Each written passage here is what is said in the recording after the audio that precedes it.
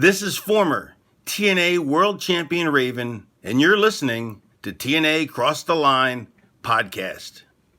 Quote the Raven, nevermore. And don't cross the line. Or do cross the line. I'm not really sure if you're supposed to, you're not supposed to. I don't know. Whatever. You get it. TNA Wrestling. Cross the line.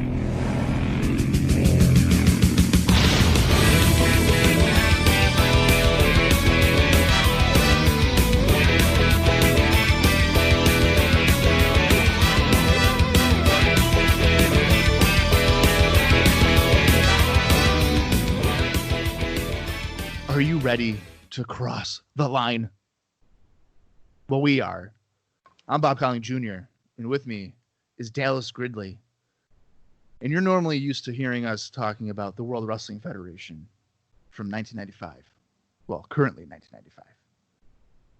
But Dallas has twisted my arm, begged, pleaded.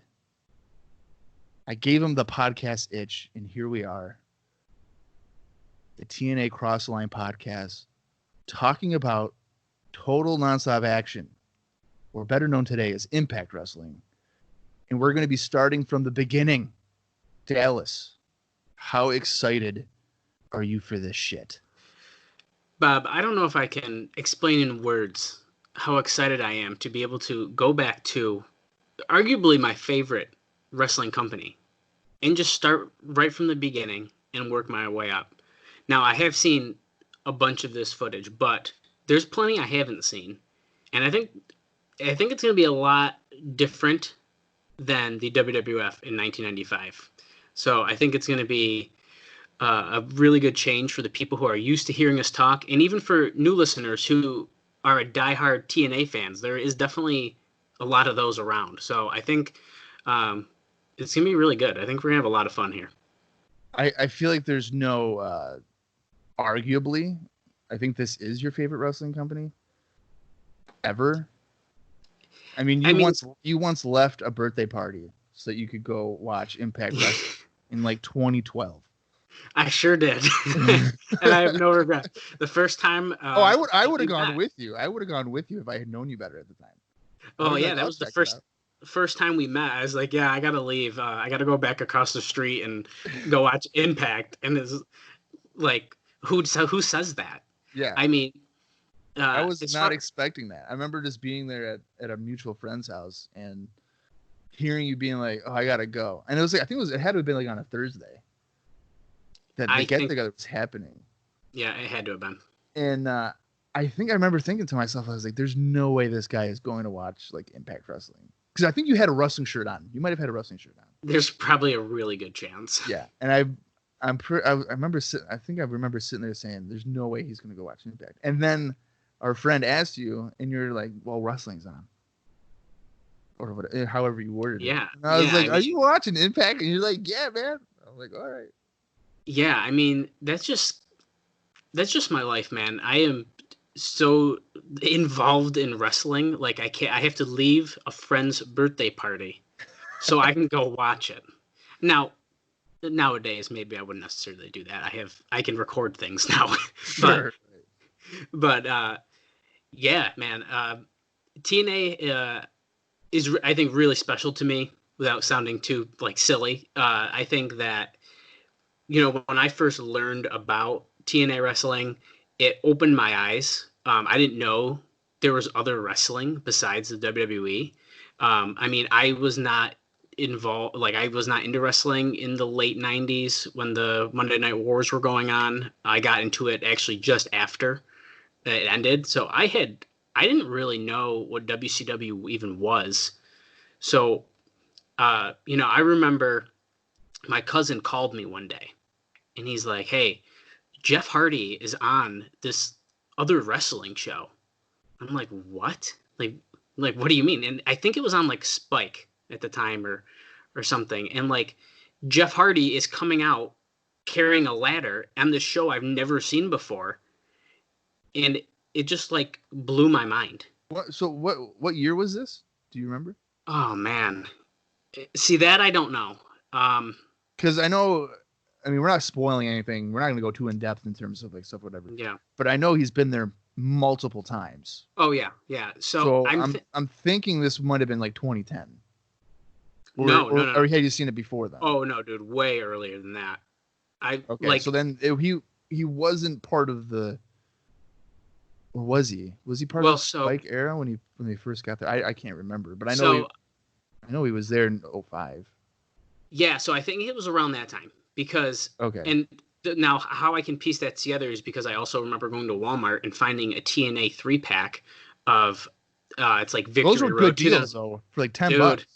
$10 for 3 of them, and it's like Victory Road 2004, Lockdown 2005, and Final Resolution 2004 or 5. I can't remember right now off the top of my head, but so it was definitely around that time. So that's about the time when I found out about TNA, and like I said, finding out that there was an alternative to the WWE, which at that time was actually pretty good. Like 2004, 2005 was some pretty good stuff. That I think it really was a game changer to me, and it sucked me in. And they were doing such different stuff. It was a little bit grittier of a product. Similar situations to kind of how we can view different things today, even like an independent wrestling versus the overproduced stuff on TV. No, you're absolutely right. And I just did a quick search of it, and he definitely was there in the beginning of the Spike TV era. So it was likely 2005, or it had to have been 2005. The fall of 2005, most likely, that you were familiar with it. I was actually familiarized with TNA much earlier than 2005. I was kind of familiar with it from the beginning. I was a big WCW fan, and when they went away, I was crushed. And you're looking for that other, competition. Mm-hmm. And at the time, I was regularly going to WrestleView.com and for my news and stuff like that. And I was like 13, I guess, looking up dirt sheet stuff, which just sounds weird. Who does that at 13? But I remember coming across like a new company was coming into an existence called TNA or whatever it was, and the whole premise of it was $10 every Wednesday for 2 hours of wrestling, or however long it would be. Yep. And I remember seeing like various names on the show, or in the company, I should say, and I was like drawn towards it. I was just like, what the hell? That guy even wrestles anymore? Or this dude's like going there? And you have a whole bunch of different ECW guys that are mentioned and some WCW guys. Yep. So I was immediately intrigued by it. And then throughout the weekly pay-per-views, I kind of continued on with it. Probably around, I was still into it in the time that you're referencing, like 2005 Spike TV era. But unlike you, I have drifted away from Impact Wrestling. I don't really follow it at all, for the most part. But yeah, I mean, I enjoyed the early stuff. So like the earlier stuff that will eventually be live watching, I guess. I'll probably have some memories of it. But if we were to continue this on for 12 years, I probably wouldn't be as familiar with, 2011 Impact Wrestling or, 2016 Impact Wrestling. I'm not overly familiarized with it. And so unless I review it for wrestling recaps, but that's way down the totem pole. Yeah. And I think, over the years, and even in some of the stuff we'll get into in this episode, TNA has really almost been like a black sheep in the wrestling world. Like, it's always been, I feel like, looked down upon. And I've had multiple friends, like, literally laugh at me. Like, why are you watching TNA? And, I mean, same reason I would watch any wrestling, because I'm enjoying it. And, I think that, I think a lot of people get used to what they like and used to, their same old people they're used to seeing. And I think that, when I opened my eyes to TNA, that also allowed me to, once I discovered like independent wrestling, now I can look and be like, I'm going to give someone else I don't know a shot, and I'm going to see if I can like a different company or a different performer and stuff like that. So I don't know. It's a real deep dive into what I feel like as far as like what TNA has contributed to my wrestling fandom, but I really think it's accurate because it was a big eye opener for me. Yeah, I mean, I had like heard of Ring of Honor and stuff like that a little bit earlier than like TNA. Because like Ring of Honor debuted like 4 months before Impact did. Yeah, that's crazy. Yeah, I mean, like I was texting you earlier. There's like a handful of independent wrestling companies that debut within the first 6 months of 2002. Yeah, it's pretty insane to think that all these people just pop up to just run shows.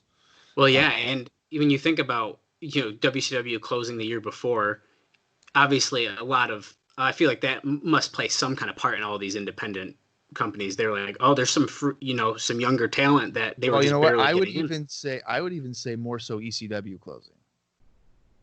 No, so that's a good point though. WCW, because I mean, realistically, you look at WCW closing. A lot of that company had a lot of high profile guys. In the sense of like Buff Bagwell's probably asking for like $10,000 a match or something just ridiculous. Yeah. Meanwhile, a guy like Justin Credible or Jerry Lynn or whoever from ECW is probably asking maybe a considerable less. So then you're able to pop them onto your shows and be like, hey, former ECW star that you saw on TV and pay-per-view last year is going to be here. Come check it out. So. Yeah. No, that's a really great point. And I think, they had such a big fan base too that people were going to follow in smaller companies. I think because of ECW, a lot of people were drawn to. And so, yeah, I mean, I think it was a great time to start stuff. And most of those companies that you told me about, I'm pretty sure they're all still around, right? Or most of them. Well, yeah, obviously Ring of Honor is still going along. MLW originally folded in 2004. Yeah. Oh, that's right. And then they came back, I believe, in 2016 or 18, maybe within the last few years. I can't remember. Yeah, that's true.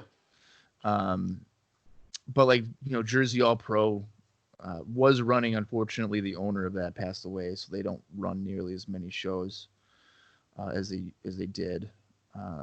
Steve Corino had a independent company, the Premier Wrestling Federation, that ran out of Pennsylvania.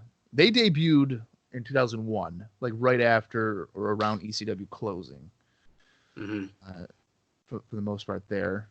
USA Pro had been around for a little bit, but they really kind of started overloading their shows with talent in 2002. Obviously the WWA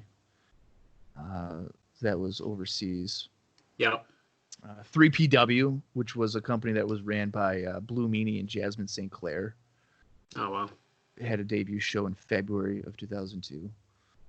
And countless others. I'm sure I'll mention them throughout. Yeah. And what's really interesting, too, I want to point out is I feel like a lot of these guys that we see in TNA, probably for like the first couple of years, are guys you probably would have seen eventually either in WCW or in ECW. Yeah. Because I know like Paul Heyman, especially with ECW, was kind of trying to shift gears, get away from like the hardcore wrestling and stuff like that, to a more style of what Ring of Honor became. You know what I mean? So that I think a lot of those, a mixture of these guys would have been in both those big companies. Yeah, I think absolutely. And even we saw, as we've talked about over on IcoPod and stuff, I watched the end of WCW fairly recently, and right at the end of that, they were bringing in a lot of young cruiserweight talent, such as like Christopher Daniels, AJ Styles. I mean, all those people were on the shows, which is like crazy to think about. Like if you asked me that 10 years ago, I would have been like, what? Like, what do you mean AJ Styles was in WCW? Like, I had no idea. So, yeah, I mean, it's really interesting how the end of these two companies ended up transforming into all this new exciting stuff. It seemed like it was a really exciting time to be a fan, just trying to follow all of this. Oh, sure. I mean, if I was 30 years old in 2002, I would have been eating all this stuff up. Oh yeah, absolutely. So much content going on. But back then, you only had a couple of things that you even really knew about. If you wanted to get a tape of Ring of Honor, you had to wait like 6 to 8 weeks to get it. So by the time you even got it, it's old news. Like, who even cares about it anymore? Yeah. So plenty of things there. There's one trend though in TNA wrestling. Before Dallas, I guess we should probably start the backstory that you yeah. going to be providing for us. But there's one trend in TNA wrestling, and that's what's going to really make this a lot of fun. I feel like is that there is a bunch of people that come through TNA wrestling, whether it's for one show a year or 10 years. The ever-lasting trend of TNA wrestling is that there's a bunch of debuts. Some stick, some don't. But that should be fun to see how it kind of progresses. Oh yeah. But, I mean, there's people that I don't even know if I know wrestled here. And I mean, I think at this point I know a good chunk, but there's definitely going to be people that we're going to see. And I'm going to be like, didn't know he was here. Oh, who's that? Oh, that's his name now. Like, I mean, it's going to be a lot of stuff like that. So that'd be cool. Yep. But in order for there to be debuts, the company actually had to exist. Dallas has gone through the various observer notes or episodes or newsletters or whatever you want to call it, and has compiled a bunch of notes detailing how this all even came to happen. So Dallas, how the hell did this even happen? Yeah, so like you just mentioned, Bob, I mean, I just dove hours into the Wrestling Observer, which is very new to me. I have not viewed it myself. Obviously, I know what it is, but and then also I have a pretty extensive TNA DVD collection, and I do own the History of TNA Year One DVD that they released in 2007, which I do highly recommend. It's really good. It has about an hour and a half documentary on the first year. So I'm going to start off with that because that really touches on some things that they don't mention in the Observer notes. So, you know, in the beginning of this documentary, they started with the Summer of No Worries, which is the spring 2001 when WCW closed. They were all under contract, but not allowed to do anything in wrestling. Jarrett mentions his contract is up in October, and that's when he started doing tours with the WWA, which, side note, that company sounds absolutely fascinating because it just seems, I don't know. I was looking at some of the matches, and I'd like to get my eyes on some of that, I think, if I ever could. I think I could actually find some for you. Oddly that you mentioned that. But I think you could arguably say that the WWA was basically the England version of TNA for the most part. A lot of people went through there too for a short time. Yeah, it seemed like that. And it seemed like a lot of people, and, you know, they kind of get into the fact that there was almost talent agreements, like we were going to share talent between the WWA and TNA. And hey, our talent, you can use them, but not on pay-per-view because we're only pay-per-view and stuff like that. So, I mean, that almost happened. And then I'm pretty sure WWA went out of business and went bankrupt and stuff like that. I didn't do research really into them too much, but that's kind of what I got from it. I believe they did in 2003. Okay, that makes sense. So yeah, I mean, so there's this classic story that Jeff and Jerry Jarrett go on a fishing trip with Bob Ryder in the Gulf of Mexico. Bob Ryder in this mentions that Jeff Jarrett gets seasick on this, but during this, they talk about an idea that Ryder claims that he has already pitched to Jeff Jarrett at some point to start a company that doesn't need TV. Okay, well, that's really weird because why would you not need TV as a wrestling company? But, you know, so he mentions that they couldn't do the TV because the problem was that the WWE was the only game in the town after WCW went out, and no cable company wanted them because they were scared after WCW being canceled as a top company. Was there something wrong with wrestling? So did cable companies even want to chance it with a new company? So that's kind of why they decided, let's just do pay-per-views. And, you know, he also mentions that they wanted to go to the pay-per-view format, make it very affordable at $9.95 for the weekly pay-per-views, which I'm curious to see if these shows are going to be worth $10. Like, is it going to be worth a $10 show every week? I mean, that adds up pretty quick. Well, you know, and I think the reasoning for it too was, you know, at the time, WWE pay-per-views, I don't know what they are now, but they were like, you know, $40 a month or whatever. So, you know, look at TNA, you're getting 4, you know, maybe sometimes 4 to 5 weeks of wrestling, and you can pick and choose. Like you can see what the card's going to be for that week before you even invest in it. So that's a great point that I didn't think about. You're really getting 4 shows for the same price as the WWE or after the time pay-per-view for once. So yeah, that's a really great point. And Ryder mentions also that this is going to get their foot in a door for like a potential TV deal down the road, and that it also allows them to help control their expenses and not make the same mistakes as WCW made, he says, which I think we could blabber on about WCW's problems forever. And I think that we all know that from different books, and Eric Bischoff mentions that it was really the AOL Time Warner merger that really destroyed WCW more or less than its shitty creative and waste of money, I feel like, but that's a story for a different day. He also mentions, wrestling TV is always having an up and down period, and they're in a down period, just like mentioned before with WCW. So they knew it was going to come back up, and doing these weekly pay-per-views, they'd be ready for TV when it was available. So, I mean, it's an interesting thought, like, hey, let's try to do this pay-per-view format and kind of hope we're going to get a TV deal, even though we don't have a TV deal. Very risky, definitely. And Jeff Jarrett said that after that trip, nothing was really said, and that his father Jerry asked if it was just a fishing trip talk, and like they were just talking out of their ass, basically.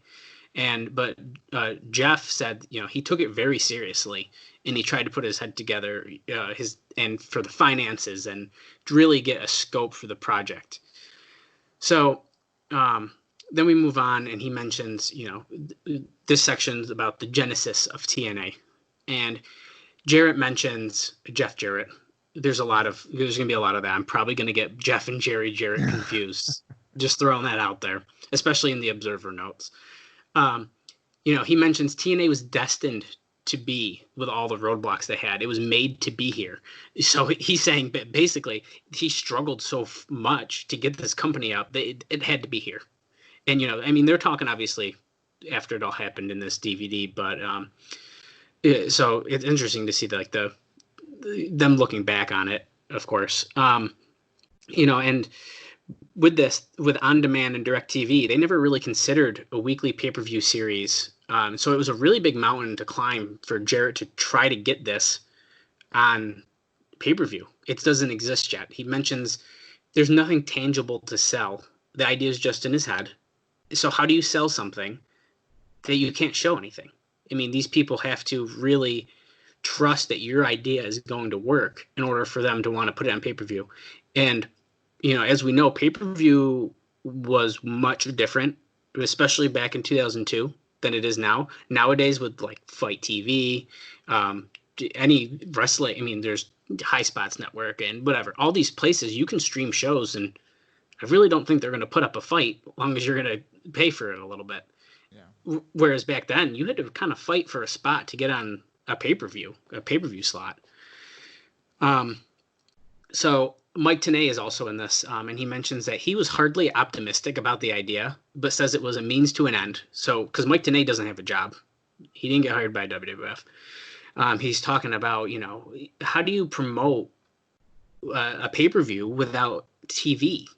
Usually you use your TV to promote the pay-per-views. Well, you can't do that. And so really the strategy that they used was, we're going to use each week to promote the next.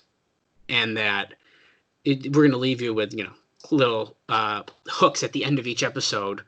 And that's the foundation that they built the TNA weekly pay-per-views on. So, that's like the thought kind of idea. Now, we're going to look over to the Observer. The first time that this is even mentioned in the Observer is March 11th, 2002. It is brought up that I believe Brian Alvarez wrote that Jerry Jarrett's working on starting up a new wrestling organization, and you'll never guess who he's talking to is the head writer position. So let that settle for a second. And then he goes on to say, think of the absolute worst person you can imagine. Think David Arquette. Think Ric Flair in a shaver. Think CD Warehouse. Bob, any ideas who this person might be? Oh boy, I don't know, bro. Yeah, I don't know. So Vince Russo is very.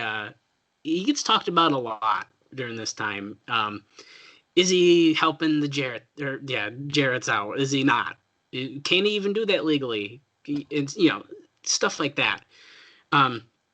So yeah, then Dave in his articles mentioned that there's another product quietly starting in the background. The idea seems to be based around the idea of doing weekly pay-per-view events in prime time, most likely on Wednesday nights at $9.95 per pop, which we know ends up being the case. That's true.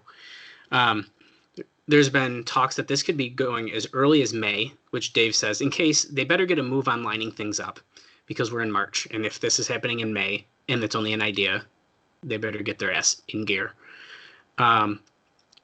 Also, an interesting note here, Jarrett apparently, and I believe they're talking about Jerry Jarrett here, they don't really say, it just says Jarrett, lined up a group of investors in a failed attempt to purchase WCW before it went under.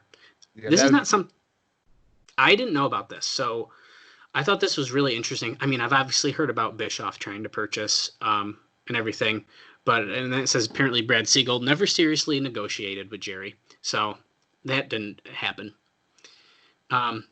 Further down, just like I mentioned, they're looking at recruiting Vince Russo as the booker. Really interesting. Apparently, Jerry does not like this idea.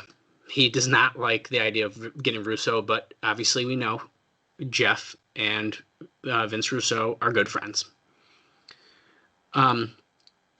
Dave also mentions the positives for Jarrett is that he's a businessman looking to make money rather than someone who wants the fringe benefits of being a wrestling owner until the money runs out. So I think that's a really interesting point, that he's definitely in it to make this work, and that he's not just like, okay, let's just do some bullshit until we can't do it. So I think that's pretty interesting. And this next point here, we're gonna see this throughout these notes we're going through now, through the notes on our first official watch along episode on the next episode, and further along, where it's just there's constant negatives looking at this company and the people running it. And I mean, this one is almost kind of funny, to be honest, but Dave says Jeff is not a franchise player, yet those who have been appraised of the goings on the company is going to be built around Jeff as the world champion. If the idea is to use this to make Jeff into a big wrestling star, this isn't going to pay off. So I mean, he's not wrong. He's really not wrong. No, and don't get me wrong, I'm a Jeff Jarrett fan, but Jeff Jarrett is not a big wrestling star. He's just not. Yeah, it is Jeff Jarrett. So I just think it's funny that it's already talked about that they're going to build this company around Jeff Jarrett being the world champion.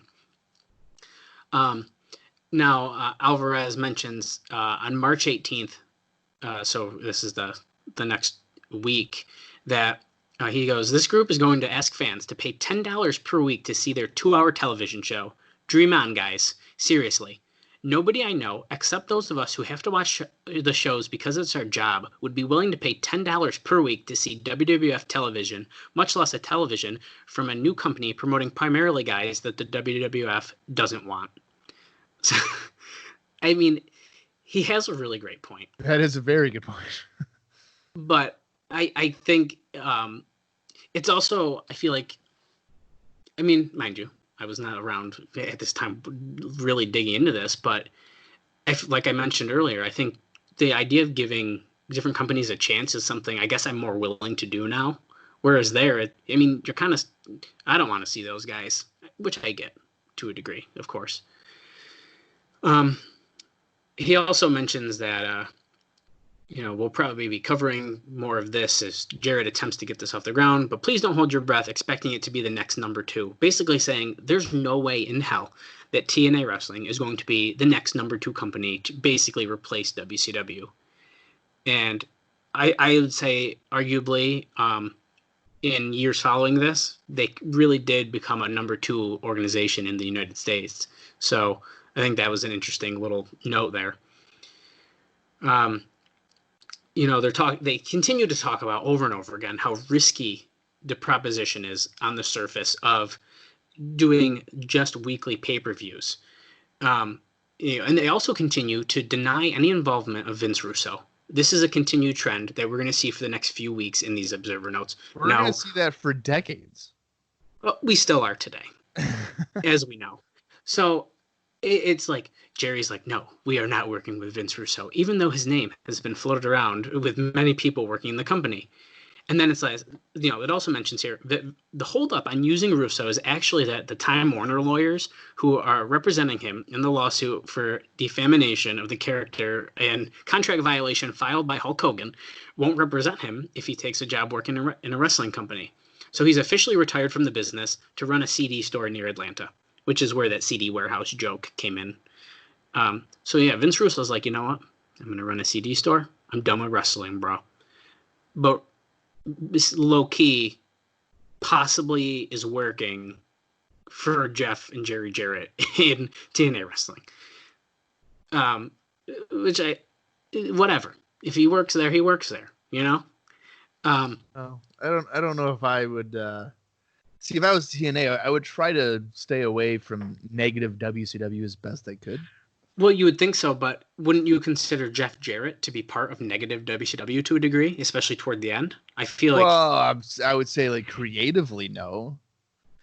Jeff Jarrett was an entertaining guy in WCW. The problem I agree. was that he was miscasted as being like the world champion, like main event guy. And the problem with a lot of that was, when he became champion, he was champion for 6 days and then he'd lose the belt, or he'd be champion for an hour and he'd lose the belt. I mean, he had 3 or 4 title reigns and it was all in the same month. Yeah.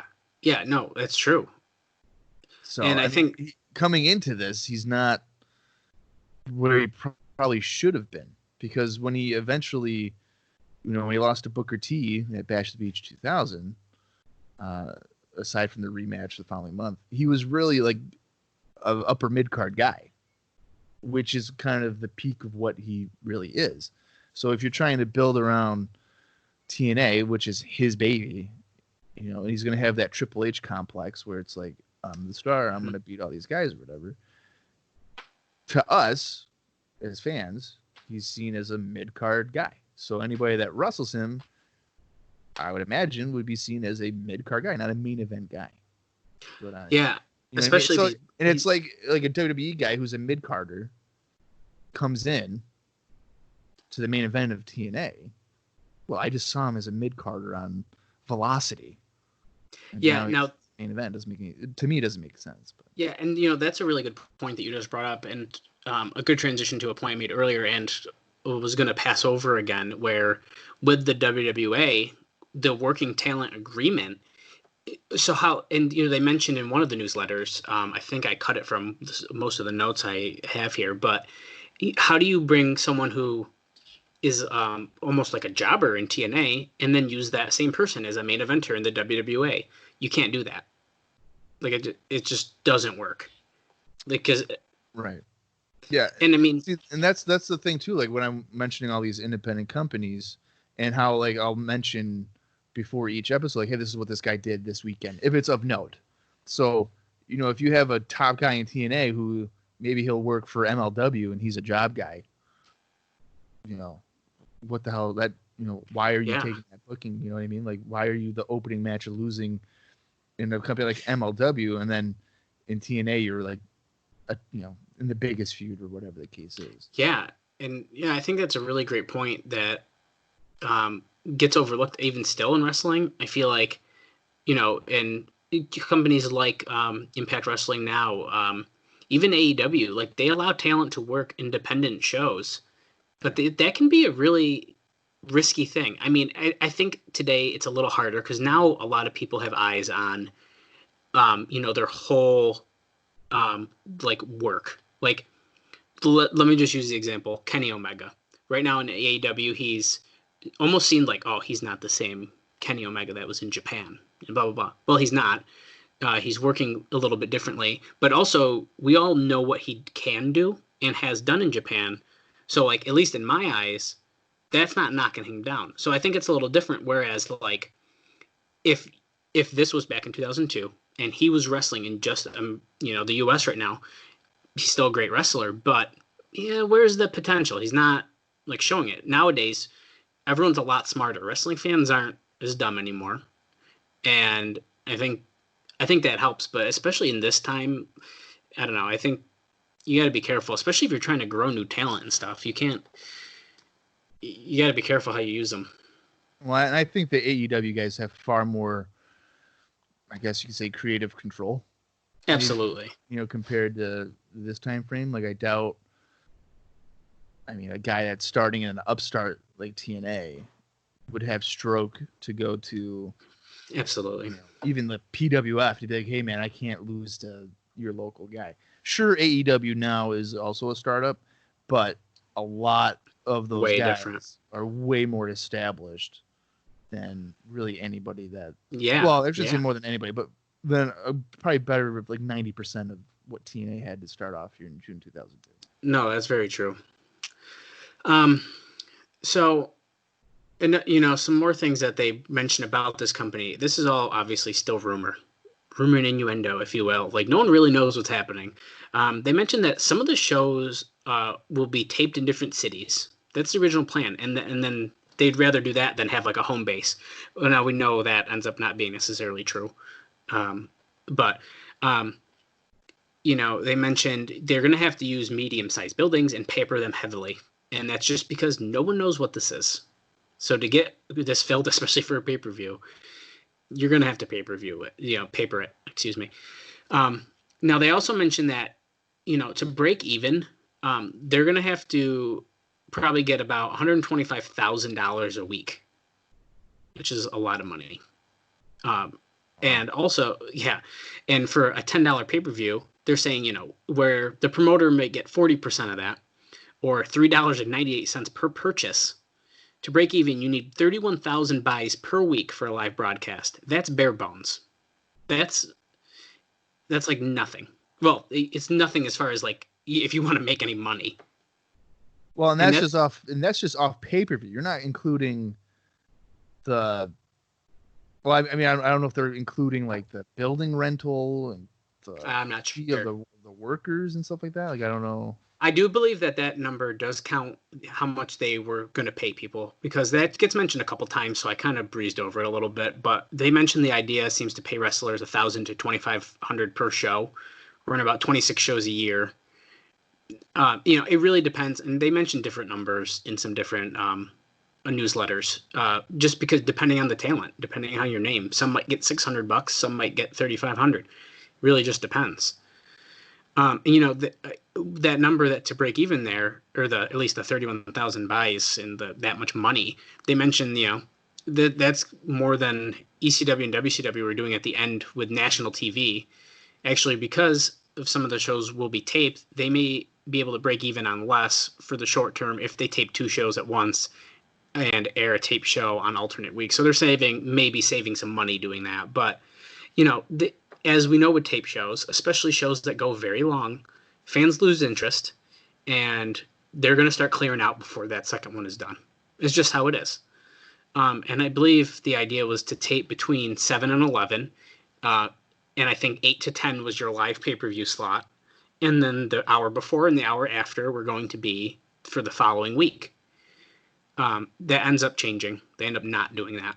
But anyways, I think it's interesting, but I think you got to keep in mind the crowd, and I think it gets mentioned a lot. That's kind of weird though. So if you're taping 7 to 11, from 7 to 8 would be for next week's episode. 8 to 10 would be for the one that you're there for live, and then 10 to 11 would be for next week. So you're starting off your show with content that is really for next week. It's kind of weird to me, and they throw a bunch of ideas out here. Then they do the idea of 2 hours live and a third hour on tape. That's been talked about apparently, and like just trying to, how can we tape the episodes and then whatever, which I don't know. I don't understand that, but they do mention too that a lot of these would end up having some, like a lot of segments, a lot of ringside things going on. So you're not watching straight matches for that time. So I think, if we're filming backstage segments, maybe the matches that you're seeing, I don't know. I mean, once we kind of dive deep into this and start seeing how their weekly stuff goes over, like, is it going to be in every other week? Like, if something happens on show 1, are we not going to follow up with that till show 3? Because if so, then I could see that if they did that taping schedule, that could make sense. But I'm not sure. On April 1st, 2002, they continue to mention, it says, there are people who continue to insist that Vince Russo will be the ghostwriter. People are insisting, as much as they keep denying it, that Vince Russo is going to be writing, but like low key, so that the lawyers don't know that he's working in wrestling, so he can get through the lawsuit. I mean, it's bizarre. It is unreal. Isn't this? I don't know if you looked at, if you saw it in the Observer, but is this around the time where Russo had returned to WWE as a advisor, and then that did not work out at all? Yeah, so I was actually going to not mention that right now, because that actually comes, I think, right before either, I think it's the second episode or something, but yeah, come to find out, they're talking about this, they're talking about it, and all of a sudden, World Wrestling Entertainment welcomes back Vince Russo as a writer, and it's like, what? Even reading this, that blew my mind, because I didn't know that. So... Yeah. I remember he was there. It was a very short amount of time. It was not very long at all. It's crazy. Yeah, we'll go a little bit more in depth on that on one of our other episodes. But yeah, I thought that was crazy. On April 8th, so another week, there's talk that Jerry Jarrett's promotion would have an NWA affiliation. So this is the first time that they bring up that NWA might be affiliated with TNA, which, as we know, is NWA told Nonstop Action is what they're going to end up going with. Also on April 8th, it's mentioned that AJ Styles is apparently offered a developmental deal and turns it down in the WWE. And basically, he was offered $500 per week in the WWE for this developmental deal. And it said that he thinks that he's probably going to be working with NWA. So it's kind of what he's going to do. And Alvarez mentions, of course, the downside is that if he thinks that, if this thing should tank, if TNA doesn't work, he's up a creek, since I don't think Vince ever forgets guys who turn him down so they can take offers elsewhere, especially small guys. Interesting point, and interesting that Styles was like, nah, I don't want to do developmental for that. But I mean, that has to probably go with, he's probably making more on the independents himself, or at least he can do what he wants. See, I don't know if he really would be in 2002. I guess it depends what. Because I would say 2002 is his, breakout year. Yeah, I mean, I think it depends too. I mean, if you were to take the developmental deal, I mean, he'd be in like Ohio at the Heartland Wrestling Association, probably working in front of 25 people. And then now, if he works with NWTNA, which obviously he does, he's on pay-per-view in front of a live paid audience. No, I think I'm taking the NWA way, to be honest with you. Yeah, it's pretty interesting. So I thought that was a pretty interesting note, because that's the first time we're seeing Styles kind of intertwined with the potential of kind of coming to this new company. Once again, on April 22nd, it's continually brought up. We're trying that all pay-per-view game. Without the TV, who buys pay-per-views? You can't create stars with limited visibility. No stars, no buys. A good point, but here we are. They did a huge advertising campaign they seem to have more real money behind them than any pro wrestling startup. I think that's a really interesting point, that the financial backing to this, and I'm sure a lot of it is both Jarrett's personal money. I mean, they're both probably pretty well off, that a lot of it was they're using their own money and really taking a chance on themselves. They mentioned, there's no guarantee enough people are going to watch this. Without a decent audience, stars won't be created. Plus, like many cult things, one of the biggest handicaps are their biggest supporters. So, I mean, what's going to happen if, people aren't really realizing who these people are? And I think that was a struggle that, we're going to see, is people. I mean, we obviously know a lot of these people now, but back then, how many of these guys do you really know when you're watching this show? the Vince Russo situation is a very interesting one. So they keep bringing up that, and they're saying that a lot of ideas that have been floating around are said to be sounding like very Russo-esque. So we don't have confirmation that Vince Russo is here, but a lot of ideas we're hearing about, the shows in general, kind of have a little sprinkling of Vince Russo on them. Don't really know what that could possibly mean, but it's pretty interesting that the ideas of, oh, did you hear that idea? It sounds like Vince Russo might have had something to do with that. It probably has to do with a bunch of pole matches or something. Oh yeah, but you got to put stuff on polls. If not, what's the point? And they continue to mention that he's probably ghostwriting, which I think is a funny term that I haven't really heard before, and I think it fits Vince Russo in TNA very well because he did that multiple times. Yes, he did. But this is a very interesting note on the same newsletter. Is they mentioned to show how little McMahon regards the threat of Jarrett opening up on pay-per-view. Jerry Jarrett had asked Victor Quineros or something. Victor Quineros. I don't know how to say his last name. Sorry. And Savio Vega of IWA to do Spanish language announcing for their shows. But since they have a working agreement with the WWF, but it doesn't really. They weren't doing too much with them with the Puerto Rican company and stuff. So they asked McMahon if they regard that as a problem, and McMahon said he saw no problem in it. So he was like, "Go ahead, do the Spanish commentary." So that was good. April 29th, 2002, we're hearing from many sources that it's very clear now that Jarrett wants Vince Russo to write TV. In case you didn't get that in case you didn't notice that yet. Vince Russo apparently has not agreed to it, but him and Jeff are close. So, they mentioned Russo, obviously, as we know, is very into publicity stunts and attention getting, while Jarrett wants more of an old school Memphis feel. And I think he's talking about Jerry Jarrett there. So it's an interesting that Jeff really wants Russo, but Jerry's like, no, we need to have like old school wrestling. And obviously Russo is the furthest thing I can think of from old school wrestling. Absolutely. He's the complete opposite of that. Yeah. It's also first mentioned here Bob Ryder is likely involved in some form. So that's the first time we're hearing his name getting involved in this as well. I would hope he would, because he's the one that brought it up on the fishing trip. Well, I guess this is the first public talk. But yeah, I mean, apparently this was his whole idea. If I was talking to you in Austin about starting a wrestling company, and then you guys went off and did the wrestling company without me, who suggested it, I'd be pissed. Yeah, like, what are you doing? Yeah. I think it's interesting that 3 months in or whatever we are here, all of a sudden it's like, oh yeah, Bob Ryder's here too. Okay. Yeah, we can't forget about Bob. It's also mentioned there that he's talking about using middleweight as opposed to cruiserweight as the word, as we know, that ends up turning into the X division. Stuff like that. So May 6th, we're confirming they're starting. Official announcement is made Wednesday night, June 19th, 995 pay-per-view show. Official announcement. We got it. We don't know the name. I don't think at this point we know the name yet. We're still kind of in the blue about that, but we're getting closer.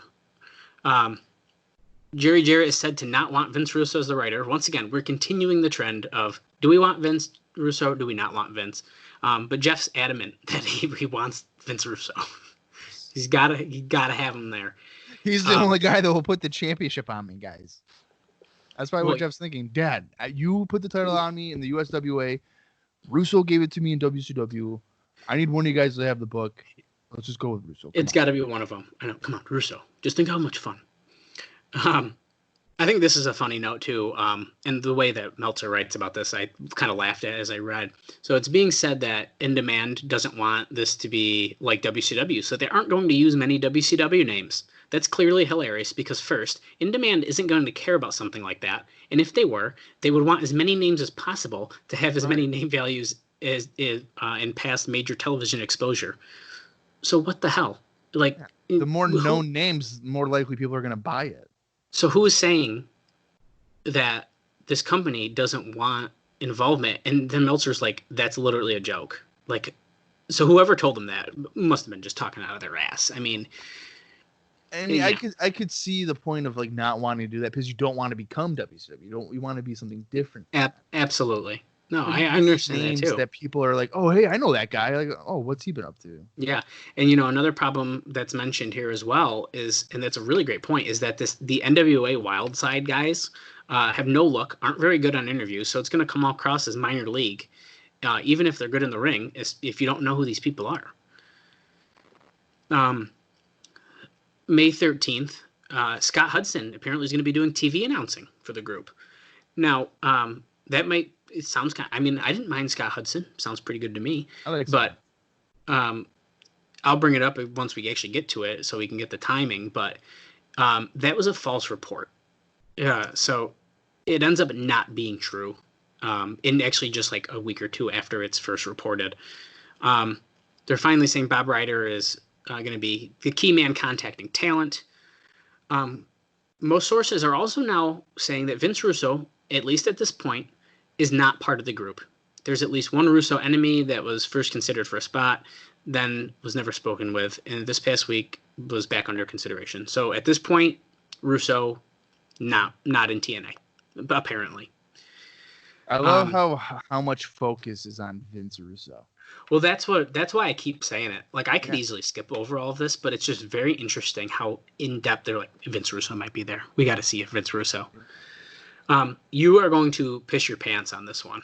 Get ready for this. I love this quote. So apparently, same newsletter here. They sent out a press release saying they've talked with Savage and Ultimate Warrior. Oh my God. Hold on, it gets better. Get out of here. In 2002. I believe, and Meltzer goes, I believe Warrior asked for 15% of the company, so that ended the conversation. and then this following sentence says, there is also no interest in Scott Hall. So we're just like shooting out people. But can we just pause? So, hang on. You just pause for that. So they said Warrior wanted 15%. Meltzer says he believes that Warrior wanted 15% of the company. Yep. Right. Okay. And then TNA has no interest in Scott Hall.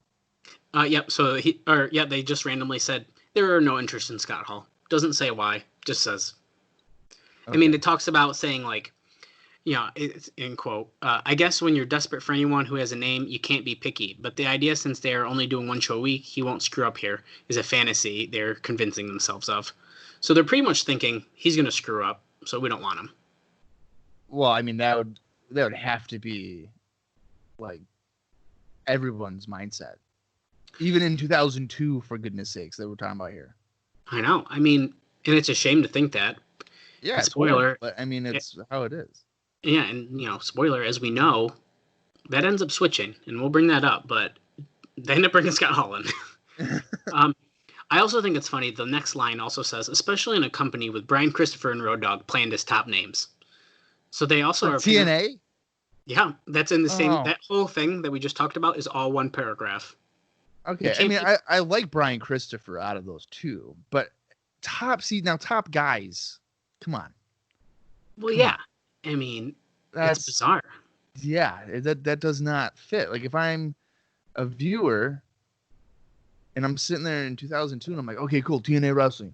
Or, I guess we don't know the name yet, but, this wrestling promotion, cool. Jeff Jarrett, all right, yeah, he's all right.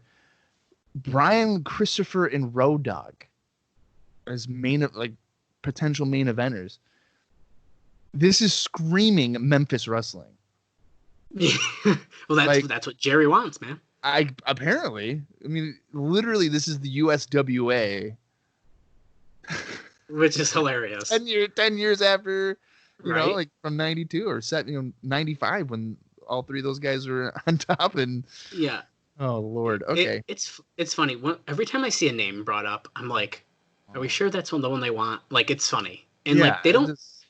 This is really the first point where they start talking names, at least in the Observer that I noticed. But I do the Warrior thing though. Ultimate Warrior in 2002. You have got to be shitting me. Well, you know what? If you were to give him 15% of the company, and now let's give it an evaluation, like it's Shark Tank or something. Realistically, how much would he even be getting out of that? Well, that's a great. I mean, if you're making if you need to make 30 grand a week, and he's taking 15% of that. Oh yeah. I mean, and that obviously has to go into Warrior thinks that if he is part of the company, he's going to make up for that 15%. He thinks that. Well, he's probably thinking that it shot up to like $500,000 or something crazy. Which I don't think in 2002 would ever be the case, to be honest. No way. If it failed miserably in 96, it crashed and burned in 98.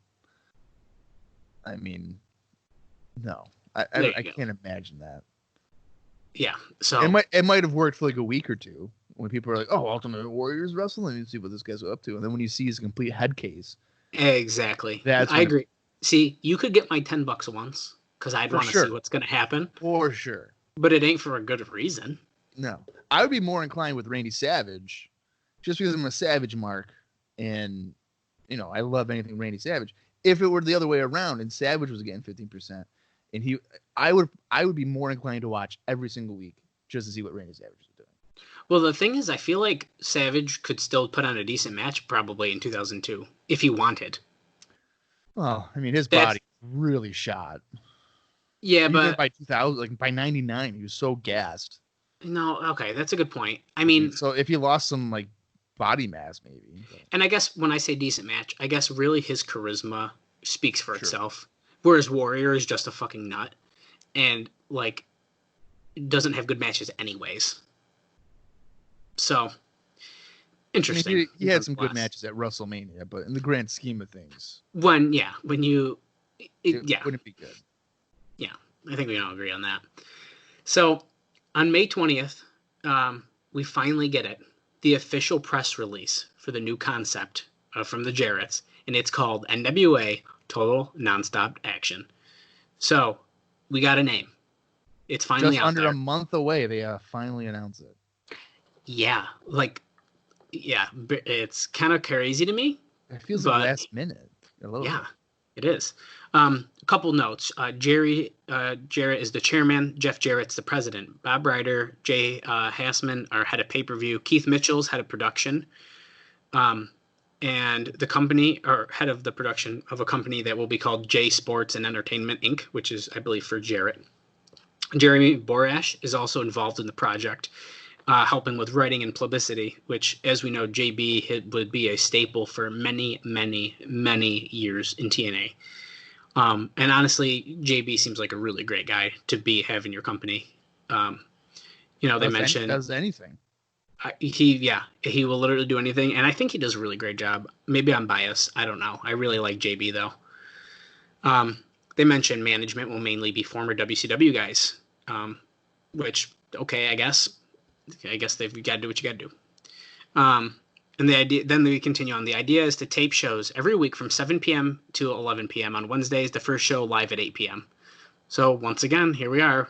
The second show would have an hour or so tape before and a second hour tape after. That makes no sense to me. It's also brought up, I won't read it word for word here, but they're basically saying this isn't a good idea because do you know what happened to Thunder? So if somebody gets hurt, you're screwed. Oh, yeah. Meltzer also mentioned, the problem with a lot of this is without television, you're just an indie company. And now we're getting company sources that they might need 40,000 to 50,000 buys per week to break even. So now we're kind of playing with the numbers again, which we briefly talked about. And it's like, what number's right? And I don't think we're really going to know that for a while. Once again, with pay-per-views, as we know, at this time it was different. You'll buy the pay-per-views, but you're not getting that money that week or that day. You're not going to get that money for a couple months. So they mentioned even if early on they do get the buys, when are they going to get the money? So is Jarrett just going to basically bankrupt himself until he can do it? I don't know. So now we're getting some names that are getting brought up of people, or I can't remember if these are confirmed names. I think they are. These might be confirmed names at this point. But we got AJ Styles, Road Dogg, Disco Inferno, the Harris Twins, Brian Christopher, Shane Douglas, and Conan. They look to be the biggest names, and then they're planning on Styles getting a big push, as well as Jeff Jarrett, who would almost surely wind up with the NWA title. and Ken Shamrock, who signed a 26-show contract with the idea that he would also work UFC or another MMA group, something that the WWE would not allow him to do. So we right. just laughed there. Yeah, go ahead. Okay, so the majority of those names that you just said contradicts the statement of we don't want to use WCW guys. Yeah, their apparent idea. Yeah, that didn't make any sense. I mean, first of all, the Harris brothers or twins or whatever. Really? We have to. I mean, I know they're best friends with freaking Jeff Jarrett, but give me up. You can tell they are. I mean, I don't know. I could get behind Shane Douglas. I think Shane Douglas would be good. Oh yeah, absolutely. I mean, I feel like they have good thoughts with these people, but I don't think it's thought through. Like, Disco Inferno. Did you say Buff Bagwell too? Not in this list. His name does get brought up, I think, at a different point, but it's just like what? Apparently, I don't know where it is in my notes or even if I kept it in, but they mentioned, Ken Shamrock apparently he helped with a lot of I don't know, Pride Fighter or something, or UFC, pay-per-view buys. So the idea of bringing him in is people want to see Ken Shamrock, I guess. So yeah, I mean, early on he was in UFC, and I believe around this time he was also involved with Pride, and then he would go back to UFC as well. So he does have a name, I guess, for pay-per-view. Is if that's what they're trying to get at. Yeah. So also, Jeremy Borash was on the Wrestling Observer Live, and he mentions that this will not be a show based on traditional pro wrestling booking, as the feeling is that it needs to be fast-paced. And then he writes in parentheses, read that, short matches. Lots of outside the ring features, particularly on the tape shows, and attempts to constantly shock and surprise to create water cooler talk feeling that is what's needed to keep viewers coming back. So then he also down mentions whether Vince Russo is involved or not. This clearly has the Russo philosophy when it comes to creative concept. Jeff Jarrett, in a WrestlingObserver.com interview, said that the main events can go 20 to 25 minutes, but he doesn't believe enhancement or squash matches should go more than 3 minutes. So we got two separate things here. Very Russo-esque philosophy, 100%. Yeah. And then Jarrett, I feel like maybe it's just me. It's weird for a company owner to be like, okay, our main event matches are going to be 20 to 25 minutes. That's just you're telling us how long they're going to be. I don't know if I like the idea of, am I going to spend $10 on watching a show where there's enhancement matches? That's a good point. Because why do you want to see a 3-minute match on a pay-per-view? I'd rather see a couple 25-minute matches at that point. I mean, you're not even necessarily that, but, have these guys go 10, 15 minutes. Well, yeah, of course. Yeah, it's very interesting. Meltzer also mentions that, it's going to be difficult to sell the tickets to live events, and they're going to need to create new stars. My feeling, or his feeling, I should say, is that they'd be better off to have a home base and cultivate a smaller but a regular crowd. So this is something that he brings up a lot, that it'd be better if they could just find a 500-seat building, 800-seat building, make it like a studio show, and then you get the same people coming, and it's going to grow the talent that way because the same people are going to be there and supporting the product. So I think that's a really interesting point, and now, mind you, this is still because they were saying we're going to travel. This is they don't know where that they're staying in any spot yet. May 27th, 2002. This is the first time that NWA TNA has its section in the Observer newsletter. So I thought that was fun. So before it was just Jarrett / WWA or Jarrett, and then eventually it turned to NWA. At some point it was in American Indies. I mean, it was kind of all over the place. This is the first time we finally got that section, NWA TNA. This is where it's mentioned that the Scott Hudson announcer story is premature, but they have spoken with both Hudson and Mike Tenay. He also mentions, and by the way, Scott Hudson can't do it because he went back to his regular time job, his full-time job after WCW folded, which is why he couldn't work with WWF anyways or something. Excuse me. He mentions that Dan West is the name of the hard sell announcer. So Dan West. yes, he writes Dan West. We know him as Don West. He's the hard sell announcer they're going to use with the Home Shopping Network background. He's a guy with something of a cult following as a good hard sell guy on the station, and someone who Eric Bischoff apparently was interested in bringing in if he had purchased WCW. Oh, that was interesting. That Bischoff even... I think I do recall recently hearing him kind of confirm that. Yeah, it's interesting. So then... So now we got, obviously we kind of got the hearing of who our announced team is going to be. This new guy, Don West, that no one knows about, and Mike Tenay, who most people are probably pretty familiar with, I would say, from WCW. Yeah. Okay, so now get ready for this one. Okay. Exactly how official a captivity, this is unclear, but Vince Russo is definitely involved, somewhat in his ideas and creative as of a few days ago. Maybe not as a working employee, but definitely in offering ideas. So now we're back at it. We just swapped back and forth and back and forth and back and forth. Is he here? Is he not? Is he here? He's definitely not. He's not working here. Okay. He's definitely here. So I think it's just funny that it continues on that trend. And I think we're going to see that trend, like I said, for a while. So they, talking about live events and stuff, they're talking about, this is anything but traditional wrestling, which is interesting that they keep hyping that up. They also mentioned that there's a very slow advance sale for Huntsville, Alabama, where they're doing the first show. Is they've only sold out about 2 rows of ringside and have the first row still available in the next pricing category. So probably less than 300 tickets sold. Certainly not a good sign after Shamrock, the second and third wrestlers announced by the promotion as signing were Puppet and T.O. Are you kidding me? That is what they can. All right, guys, we got Ken Shamrock. Ready? You ready for our next 2 announcements? Yeah, we're ready. All right, Puppet and T.O. Yeah. I don't even know who that is. Who is that? I don't even know who that is. Those would be, I don't know the correct word, but midget wrestlers or little people.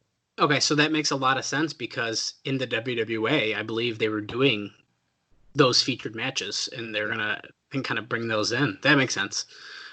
Also, in this letter, they mention very small at the bottom. They have talked with Scott Hall.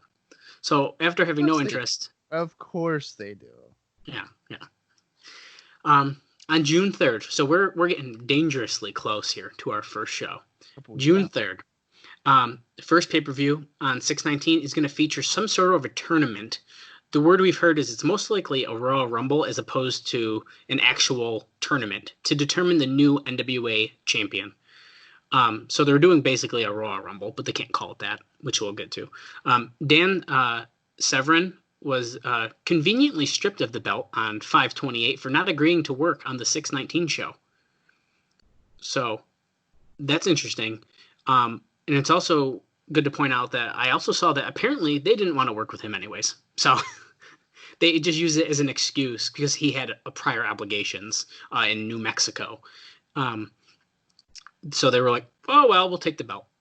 So there's that. Also, this notes that the Jarretts now have full control over both the NWA heavyweight and tag team titles. So here we go. We got some titles to work on. Yeah. Mike Tenay is officially named as lead announcer. And they mentioned that they're likely doing an old school versus new school announcers feud on air with Ed Ferrara. Now, this comment gets mentioned many, many times. And to the point where they just keep saying it. Well, they're doing an old school versus new school. And I'm honestly sick of reading it because I don't know what they're getting at. Wait, old school versus new school on commentary? That's it? I guess. Between Tenay and Ferrara? How the hell would... I'm assuming Tenay would be the old school. How would Ferrara be the new school? I mean, unless he has a newer approach of how to do commentary. I don't know. I guess. It's also mentioned they're trying to get Lex Luger for the debut show, although the odds probably aren't that good because Luger has shown no interest in doing any wrestling since WCW went under and is financially set for life. Jerry Lynn was the only male wrestler announced as being part of the venture this week. So Jerry Lynn officially announced going to be in TNA. I'm a big fan of Jerry Lynn. So I think that's a really big grab. Jerry Lynn is.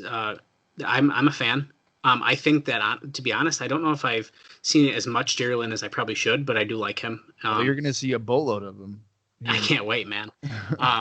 Because I know he's good, and he seems like a really good guy. So I think that's a really good grab. Also, they mentioned Francine from ECW, Francine Fournier. I don't know how to say her last name. I think you said it right. Donna Adamano, Electra of ECW, Alicia Webb, which is Ryan Shamrock of WWF, who is Ken Shamrock's current girlfriend, former WWF developmental talent Bobcat, and a woman only called Vanessa. That's what it says. Which then it leads to, which may be Vanessa Sanchez or Nitro Girl Tigress, who did the angle with Rey Mysterio as his girlfriend. Now, following up on that, that ends up not being the case. It ends up being just some random girl named Vanessa from NWA. So it is not Tigress. Oh. All right. Well, that's disappointing. Yeah. They took, because I was okay, Tigress, cool. But now this is also an interesting note that I did not know, and I think you'll find interesting if you didn't know either. Jeff Jarrett had talked with Bret Hart about doing a Team Canada gimmick. So what? Apparently, Jeff Jarrett has approached Bret Hart to bring him into TNA.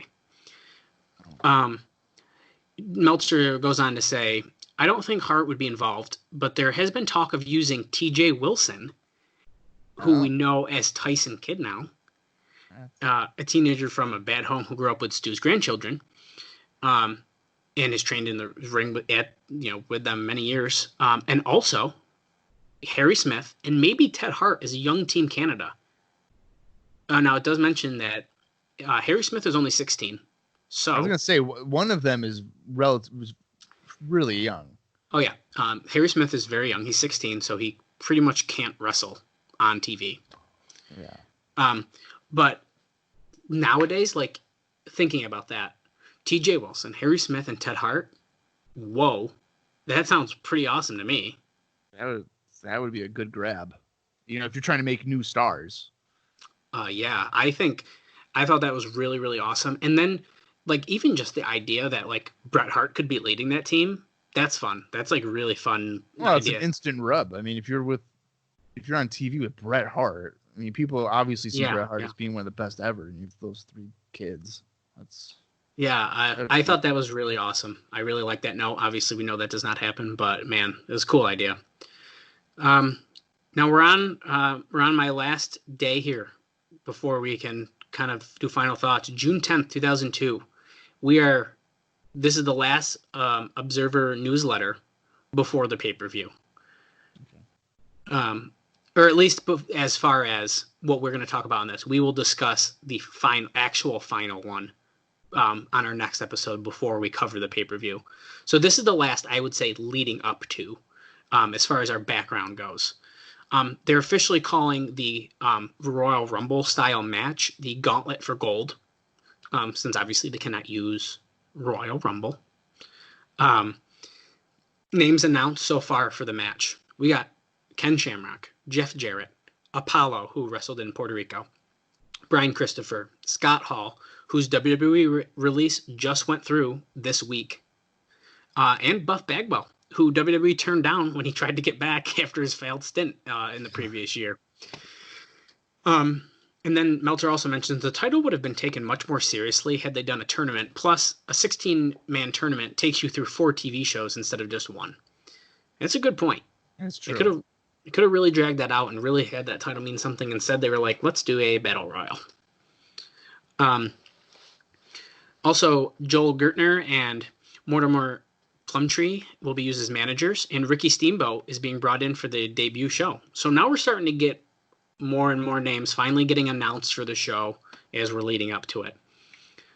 There's also a plan to some kind of women's battle royal, and the winner supposedly getting a contract on the first night. But this is actually airing on, I believe, the second episode. So rumor has it there's a women's battle royal on the second episode. There's also going to be a cruiserweight battle royal, which will likely crown AJ Styles as champion or do an angle to put him in the title chase. Others confirmed that are in is Loki, Jerry Lynn, David Young, from NWO Wildside. So we got a few more names, and actually in the next note we get two more, which are James Storm and Chris Harris. And the show, they were really impressed at the show that was on 6-1 in Nashville before this, and actually that's something we're going to talk about in a little bit more in detail on our first watch along episode as well, because they had all the announcers go to this show to call it so they could kind of see how they could kind of get their rhythm together. And this is the show. Those two had a match, apparently teared the house down, and after the match, Jeff Jarrett, like, I think Chris Harris knew Jarrett from WCW. Jarrett winks at him and said that's all he had to know. They were going to be in touch. So I think that's kind of cool. A couple more people here. Mike and Todd Shane, who are, I don't know, the big twins from Florida, it says. They're headed in since Ron and Don Harris need opponents. That's what it says. So we got to have another set of twins to fight Ron and Don, apparently. Yeah, they were, like you noted there, they were popular in Florida, and I remember them getting a lot of coverage in Pro Wrestling Illustrated growing up. So yeah, that's interesting. So I guess I'm interested to see them because I've never really heard of them. It's also announced that the second pay-per-view, which will be on July 3rd, because obviously we're planning that taped one. It's going to be in Nashville at the Mississippi Auditorium. Can't say it. And they're saying the shows are going to be airing live. There's going to be a replay at 10:30. Advance tickets are still poor in Huntsville, though. They still had third row ringside available as of this weekend, and we're pretty close. So that ain't good. And which probably means less than 300 tickets still in a 7,000 seat building. Little question, they'll be forced to heavily paper the week before the show. So apparently ticket sales ain't doing good. So, which I think is expected. It has to. How can you pay for a ticket when you don't even know what it is? Absolutely. Yeah, and I guess so. This is the last notes here are from Brian Alvarez, and he kind of recaps what's going on. So we have the Gauntlet for Gold. They're doing traditional. Sorry, I'm skipping ahead a little. We're doing 90-second intervals, and once we're down to two guys, it's traditional NWA rules, which means that it's pinfall or submission only to determine the winner for the last two. And then he goes, they've announced 6 guys so far, and you won't believe the list. And then it goes through the list that we've pretty much read. I believe it's the same, except the way he says it is hilarious. Ken Shamrock, Jeff Jarrett, Apollo from IWA Puerto Rico, Brian Christopher, which was surprising because the feeling was that he was holding out for a WWE deal. And yes, Buff Bagwell and Scott Hall. For the love of God, will people never learn? So, accurate. I like the way he wrote that. Now, I'll tell you what, Alvarez was a lot more negative in all of this, really, as I went through it all. He said if the idea was this is talking about a Jerry Jarrett interview. He said if the idea was a colossal failure, he was either going to have to get a job at Home Depot or jump off a bridge. I think realistically, if the show does 5,000 buys, DirecTV would let him out of the contract. But still, that was a scary thing to read after all that's happened in the last month or so. And I believe that's being brought up because a lot of wrestlers were dying around this time. So he found that as a very disturbing interview.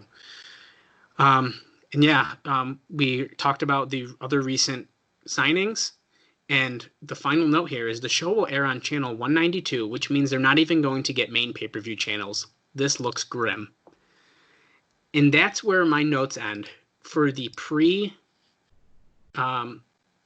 TNA lead up. We have just learned from the beginning of an idea all the way to we're trying to promote a show but can't sell tickets a week before. A lot was just said. I know we talked in between, but Bob, what are your kind of thoughts? If you were reading all of this at the time, would you be looking forward to seeing TNA? I mean, honestly, if I'm putting myself in June 2002, probably not. I don't think there's really anything there that I would gravitate towards really wanting to see. Now, I know I said before, through WrestleView or whatever, that I had like heard about it, but it wasn't at the beginning. I don't think it was really at this time. I think it was like several weeks had passed. Actually, in fact, I know what it was. I remember the first time I heard about it. I'm not going to say it here. I'm actually going to wait until the episode in which we cover it. And I'll be like, this was the first one that I purchased. Because the first one I purchased was really the first time I ever heard about it. So I should correct myself. But no, like, I mean, I like Scott Hall, sure. Like I said, Jerry Lynn is really good. I've always really enjoyed his stuff. Anytime, you know, I'm looking to review an independent wrestling show and I see Jerry Lynn on it, I'm not even exaggerating on this. I will, at the bare minimum, watch his match, or just watch the whole show just because I want to see what Jerry Lynn was up to. But no, I mean, really, I didn't really know who AJ Styles was in 2002. Yeah. I don't think a lot of people would have known. No, who he was. I don't think and so. then like Apollo and stuff like that, I don't know. But I mean, I in hindsight now, I've grown to really appreciate Brian Christopher. But I mean, like Road Dogg, he was never really a big thing for me. So I would say reading it, it would probably be kind of similar to what Alvarez is saying, like pretty grim on it. Like I wouldn't think that, oh, this could last for almost 20 years, you know, and have various levels of success. I would probably more or less see like this might last to the end of the year, and then the next one will pop up. Yeah. It's there's a lot. I mean, so much stuff. And what I found most interesting is, okay, they talked to Ultimate Warrior, they talked to Randy Savage, and like just the ideas of like, we're gonna try to talk to all these people, and we don't really know what we want to do because we don't know if Vince Russo is going to work with us or if we're going to do a traditional Memphis style show. Or, I mean, it was so up in the air, I feel like, until the first show happened. I feel like they really didn't know what they were going to do. And, you know, I think as we continue on this journey, we're going to see a lot of growing pains. And I think that's going to be part of the fun, because it's going to be, how are they going to grow from a first show where they almost seemed like they didn't really know what they were going to be doing to what it eventually becomes. You know what? It's funny you mentioned like growing pains, because the argument could be made that TNA experienced so many growing pains that it took them until about probably, I mean, you watch it more than I do, until the latest management team, Scott D'Amore and Don Callis, to really kind of make it a fundamentally good show. Like I've seen on Twitter and stuff like that, all these people like saying Impact's a solid show, which, you know what, I could believe you. But being one of those guys that, you know, and as we go through this, we'll experience this. Probably like, I'm exaggerating, but thousands of times that Dixie Carter would be like, this is the biggest announcement of your entire lives. And it's like, oh, hey, you know, Matt Hardy's here. Like, who cares? So many different underwhelming things that, or like horrible booking decisions that, you know, you're rooting for a guy like Bobby Roode in 2011 to beat Kurt Angle, and then he doesn't. Like that was my tipping point. It was like I remember watching that paper. Yeah, you've said I'm a big Bobby Roode fan. I was like, this guy, it just makes sense to beat Kurt Angle, and then he doesn't. And I was like, I'm done. And I was. I really haven't watched since that time. Yeah, no, I agree. I do really think that, you know, they've gone through so much, and the current team does seem like they kind of know what's going on. I think they finally gotten to a point where no one's going to be like TNA's done next year, because they're on a station that they partially own. Their overarching company, the Anthem, that bought them out and stuff, like, I think financially they're going to be fine. I think once they kind of get, obviously after all this pandemic passes and they can try to start getting more and more fans again, I think that's what they need, because that's something they've definitely struggled with live, is getting fans. I was just watching a video clip from like 2012 or something, and I couldn't believe how full the arena was. Even if the hard camera side could have been empty, the amount of fans in the arena in general was much, much higher than what they're doing today. And it's arguable that the match quality and the talent, I don't want to say the talent, I'll say match quality is higher. So it's interesting. You know what? knowing the people that are in Impact right now, I think you could say that the talent today is better than 2012 or even like 2009, because a lot of the guy, or not, I shouldn't say a lot of the guys, but like TNA in 2009, 2012 or whatever, the undercard guys are really good. But then when you get to your main event of like Sting and all that stuff, kind of watered down, boring WCW style. But like now, there isn't that. That's a really good point. Mick Foley's in my main event type of thing. It's like the guys that were in the undercard are all over the card. No, that's a really good point, actually, and that's something that's good to point out, because those are. I mean, I just, even this last week, like the matches were like, and I'm one who will multitask and watch wrestling, so my full attention isn't there. But I kept like having to like stop and like literally just be like, wow, this is a really, really solid match. Why am I not just sitting here watching just this match and not on my computer, or So yeah, I think and we're going to see a lot of great matches as we're going through here early. The problem with TNA has never really been match quality as overall. It's always been the storytelling. Yeah, so we're going to get great matches, but we're going to get absolutely mind-boggling things of why did they do Oh, yeah. People are going to disappear. Things are going to be forgotten. We're going to forget about shit that's going to happen and be like, and 3 episodes later, we'll be like, wait a second, where did that guy go? That's going to happen. I think that's going to be part of the fun. So, exactly. Should I go through guys on the first show and what they've been up to leading into it? I guess. Do you think? Well, I guess leading into it, let's do it. Yeah, like what they were doing prior to getting onto the show. Let's do it, because you know what? Those people, if they weren't doing something of any importance, they wouldn't have been thought about before the first show to bring them here. So I think this is the time. Let's bring it up. Yeah. Now this includes people that you maybe it wasn't reported on. I'm sure some of these guys might be deemed surprises on the first show, but it's been 20 years, so I don't. It's 20 years. I've seen the first show many times too. So okay, well there you go. It doesn't matter. All right, so this is no particular order. It's more or less just I saw their name on the show and I started doing it. So the first one here is Sonny Siaki, who I'm actually a fan of. I always liked his music. Previously, he worked in WCW in early spring 2000 till about March. He did some stuff on like Saturday night and stuff like that. He also worked in Turnbuckle Championship Wrestling, which was ran by Dusty Rhodes. And then there's a couple of these, I think. He had a dark match for the WWE in Tupelo, Mississippi on May 21st, 2002, losing to Michael Shane. So just under a month prior to the debut of TNA, he actually got I would assume, a tryout. With the wow, that's crazy. Clearly that didn't work out the way he maybe wanted it to. Obviously, AJ Styles is here in TNA. He was working with the WWA, where he is the International Cruiserweight Champion, and he defeated Jerry Lynn for that. He's a regular in NWA Wildside in ECWA. Made it to the semifinals of the JCW Jersey Cup, losing to Reckless Youth. He also lost in the finals of the Super 8 tournament for ECWA, losing to Donovan Morgan.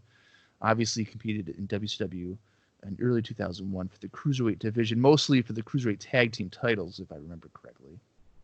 He competed in the APW King of the Indies tournament, which is mostly regarded as a inspiration for what Ring of Honor would become in 2002, and he lost to Christopher Daniels in the quarter finals for that. He was a part of the XWF tapings previous year. He had debuted for Ring of Honor in April, losing to Low Key. Jerry Lynn, obviously, was announced as being TNA. He worked with MLW in their debut show on June 15th, which was 4 days before TNA started up. Wow. He also made an appearance with Combat Zone Wrestling a couple of times. Loki is a regular for USA Pro, and he's the tag team champions in that company. A regular guy and also a top guy for Ring of Honor.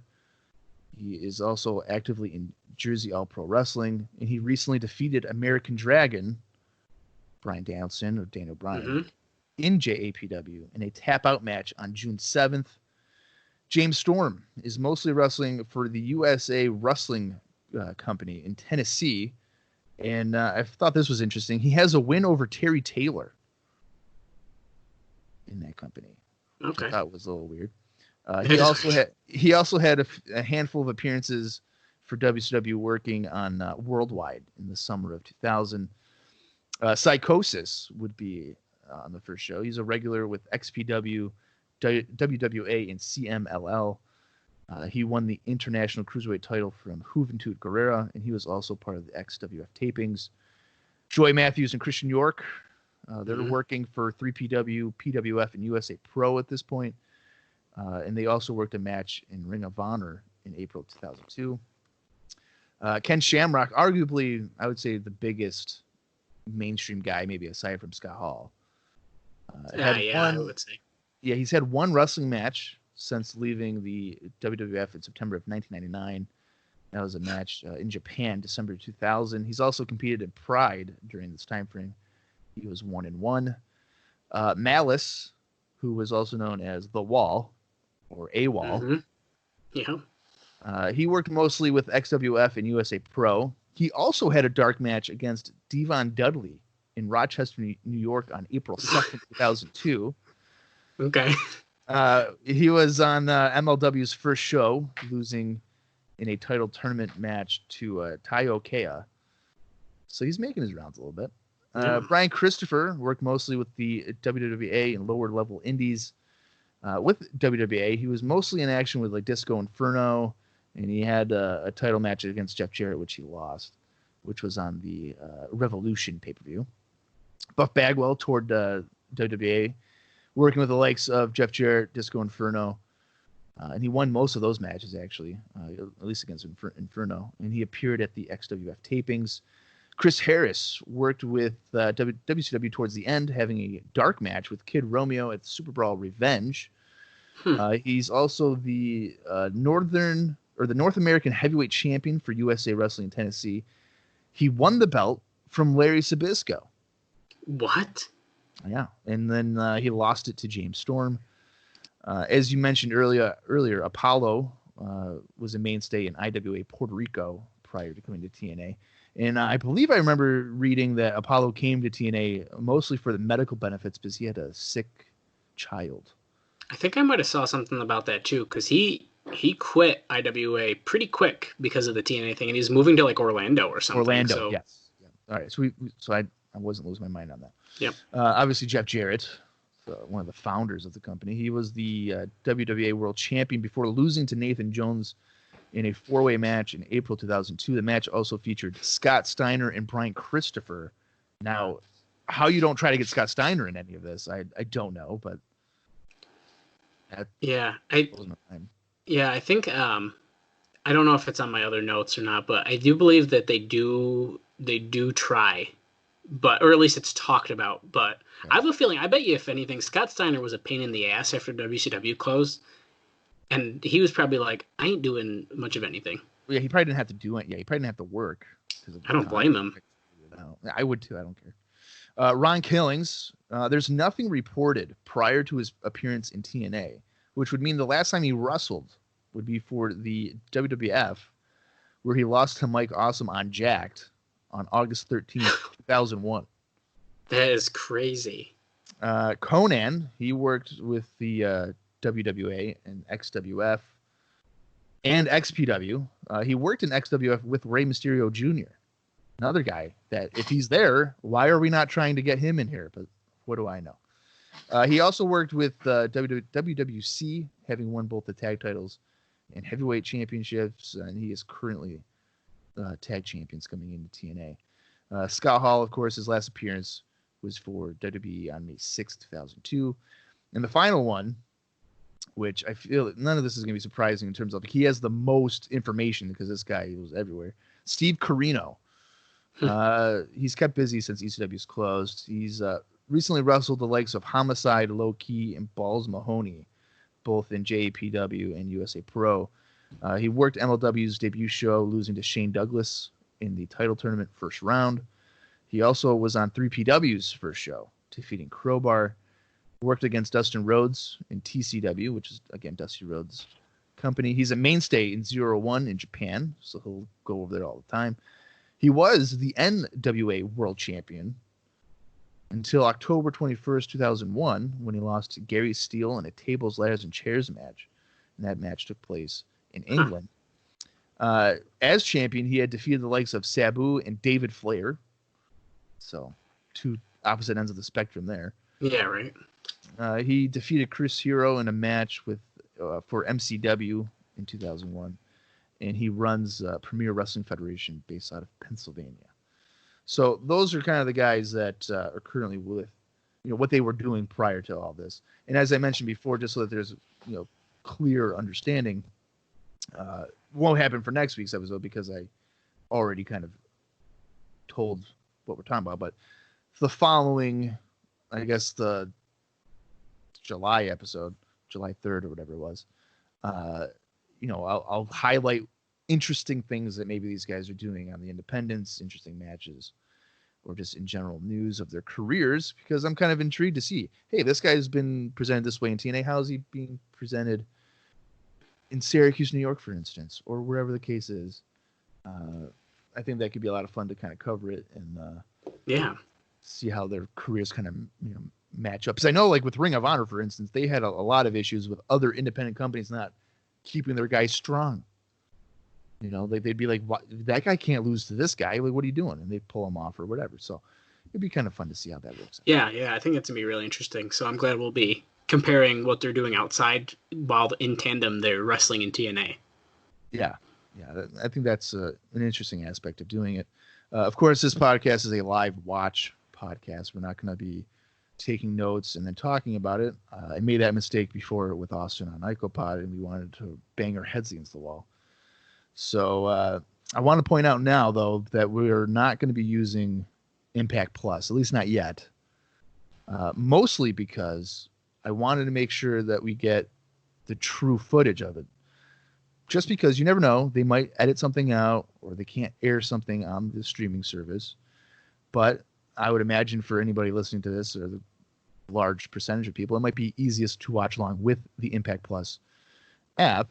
And then maybe if we're seeing something and you don't see it, you can make a note of it and be like, wow, they edited that out. So we will have the original live broadcasts to talk about. And these shows, I think, roughly tend to be about an hour and 40 minutes or something like that. So roughly about that. Yeah, it's not too terribly long. And judging by what they're talking about, it could be Crash TV, and it might just speed right through. So who knows? Yeah. It'll be interesting to see how this all plays out. Well, Dallas, you got anything else for this introduction to TNA? No, I think we covered quite a bit. I think that this intro episode, when I was planning it out, was going to be much shorter. I think that what we covered was really great. So I don't mind that it went longer, especially just shooting the shit with you about what the plan was leading up to this company. So I think that pretty much does it for me for this. I'm looking forward to our first live watch, which it's going to be good. It's going to be really fun. Yeah, I hope you guys are ready to cross the line.